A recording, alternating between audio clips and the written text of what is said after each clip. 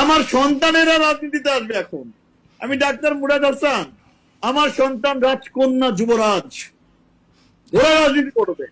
ওই জায়মা রহমানের মতো একটা লুচ্চা প্রতি রাতে কৃষ্ণাঙ্গদের সঙ্গে না ঘুমাইলে যার ঘুম হয় না, এই ধরনের মানে কুলাঙ্গারদেরকে বাংলাদেশে আইনা নেতৃত্ব করাবে বিএনপি, এই স্বপ্ন বাংলার মাটিতে হবে না।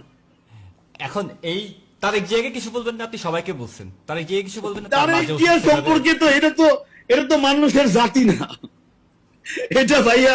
আপনি যদি ওর সম্পর্কে কথা বলতে বলেন, আমি একজন ডাক্তার মানুষ ভাই, শোনেন, আমি একজন মেম্বার অফ পার্লামেন্ট, আমি একজন প্রতিমন্ত্রী, মাননীয় প্রধানমন্ত্রী আমাকে বানাইছে, আমার মুখ ভীষণ খারাপ।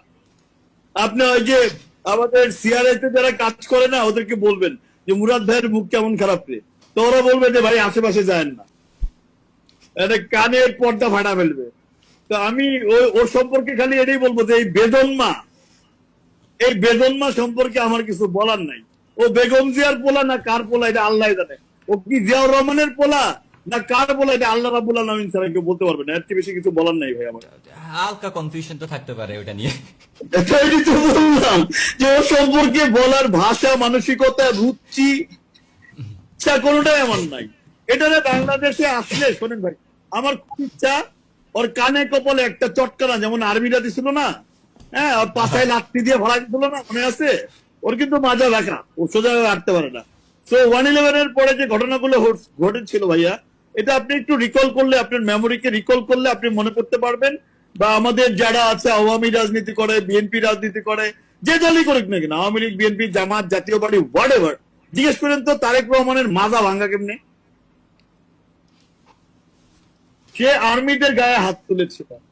সে যখন হাওয়া ভবন, খোয়াব ভবন 2001 থেকে 2006 ভাইয়া, আমরা ওই সময় মেডিকেল থেকে কেবল এমবিবিএস পাস করছি।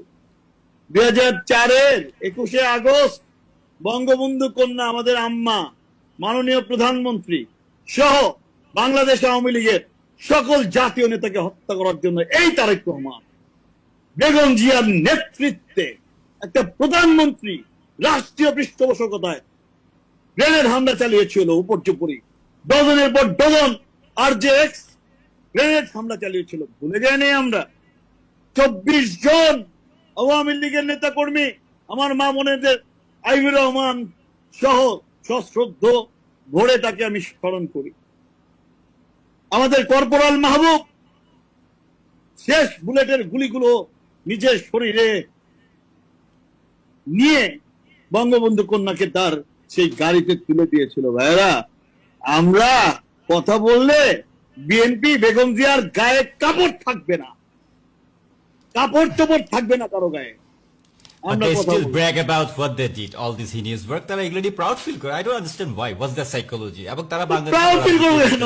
ওরা তো psycho, insane. Yeah, I'm sorry to say, they're mentally disordered. Exactly. Yes.